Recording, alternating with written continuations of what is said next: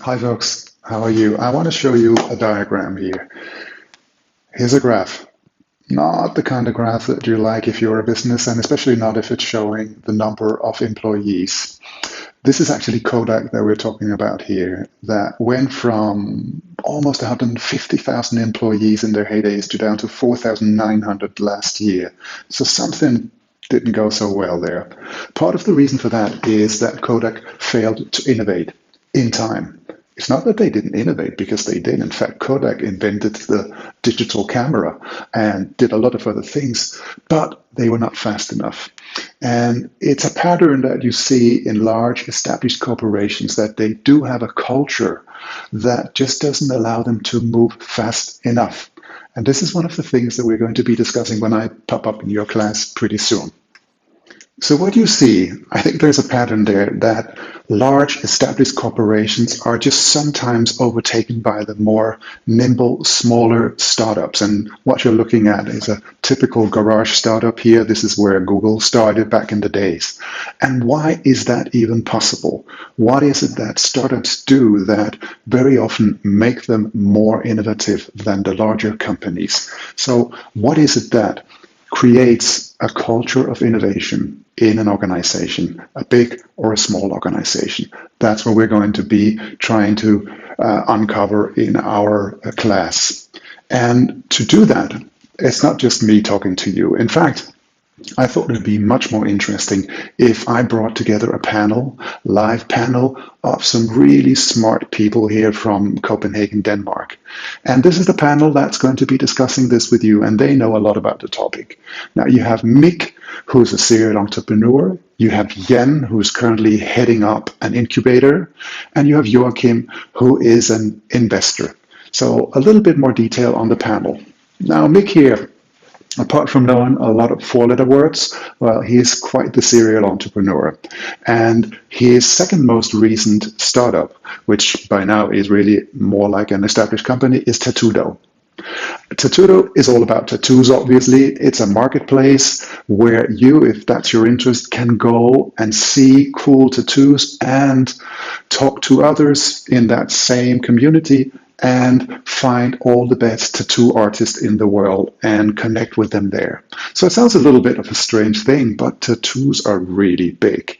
And this is like the biggest and most successful network and marketplace for them. So a massive, successively startup.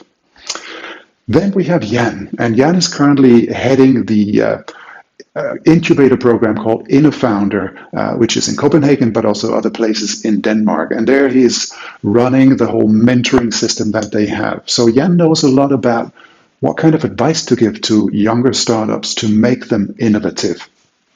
Apart from that, Jan has also, oh, this is some pictures from Innofounder, a really cool place in Copenhagen here. So you should come and take a look at that one day. Jan has also been head of the innovation unit of a big media house, a big Danish media house called Aller. Those who, typically back in the days, they printed a lot of different magazines and now have gone digital also. And he ran an innovation hub there within a company, trying to sort of inject innovation into a very old 150-year-old company. So he has the experience. He knows how hard it is, but also that it can actually be successful. And finally, we have Joachim, who is an investor, a venture capital guy, and he has just recently started his own fund, Brand New Ventures, with a partner. And what he knows about is, again, what is it that makes startups so innovative, and how can they become even more so?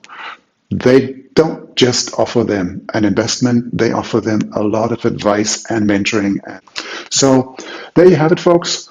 Mick, Jan, and Joachim are going to be talking to you. I'm going to be asking them some questions. You're going to be asking them some questions also. And then I hope we will get covered that whole interesting topic.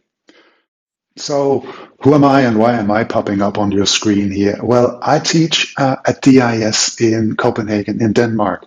And we're here Copenhagen, and we're also in Sweden, up in Stockholm. 2 study abroad programs, which I know that you probably know a lot about that already. You come to a different country, you do your studies there for a semester or 2, and you get an insight into a different culture as well. So I teach a couple of courses there, entrepreneurship and design thinking. And one of the really cool things is that we actually get to travel with the students, and of course students travel on their own as well. So the different programs actually get to visit lots of places in Europe with their courses. Really, really nice. So that's where I come from, but I'll be joining you pretty soon in your class to talk about how to create a culture of innovation. See you then.